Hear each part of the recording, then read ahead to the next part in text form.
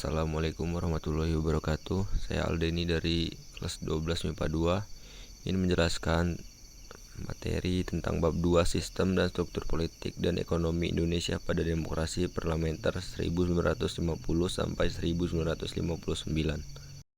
Kembangan politik pada masa demokrasi liberal. 1. Sistem pemerintahan. Bangsa kita sebenarnya adalah bangsa pembelajar. Indonesia sampai dengan tahun 1950-an telah menjalankan dua sistem pemerintah yang berbeda, yaitu sistem presidensial dan sistem parlementer. Salah satu ciri yang tampak dalam masa ini adalah sering terjadi pergantian kabinet. Kabinet Juanda untuk menyelesaikan tugasnya menyusun program kerja yang terdiri dari 5 pasal yang dikenal dengan Pancakarya, sehingga kabinetnya pun dikenal sebagai Kabinet Karya. Kelima program tersebut meliputi 1. Membentuk Dewan Nasional. 2. Normalisasi keadaan Republik Indonesia. 3. Melanjutkan pembatalan KMB. 4. Memperjuangkan Irian Barat kembali ke RI. 5. Mempercepat pembangunan. 2. Sistem kepartaian. Tujuan dibentuknya partai politik adalah untuk memperoleh, merebut, dan mempertahankan kekuasaan secara konstitusional. Jadi, muncullah partai politik erat kaitan dengan kekuasaan.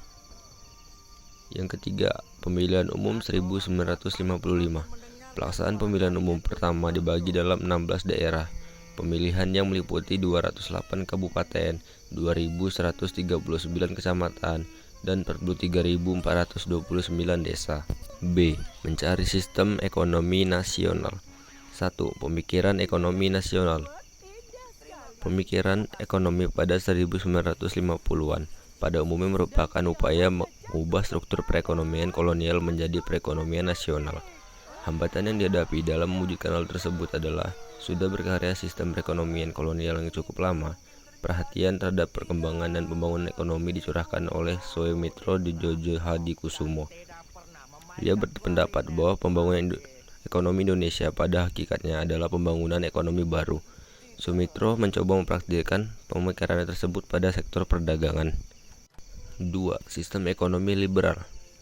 Sesudah pengakuan kedaulatan, pemerintah Indonesia menanggung beban ekonomi dan keuangan yang cukup berat dan dari disepakatinya ketentuan-ketentuan KMB, yaitu meningkatkan nilai utang Indonesia, baik utang luar negeri maupun utang dalam negeri. Pada masa pemerintahan Kabinet Baharudin Harahap, Indonesia mengirim delegasi ke Belanda dengan misi perundingan masalah finansial ekonomi atau FINEK. Perundingan ini dilakukan pada tanggal 7 Januari 1956. Rancangan persetujuan FINEK yang ditujukan Indonesia terhadap pemerintah Belanda adalah sebagai berikut. 1. Pembatalan persetujuan FINEK hasil KMB.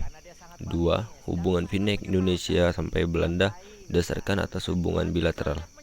3.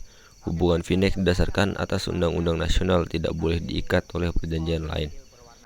Sekian sekiranya materi yang dapat Alde sampaikan. Kurang dan lebihnya saya mohon maaf. Wabillahi taufiq wal hidayah. Wassalamualaikum warahmatullahi wabarakatuh.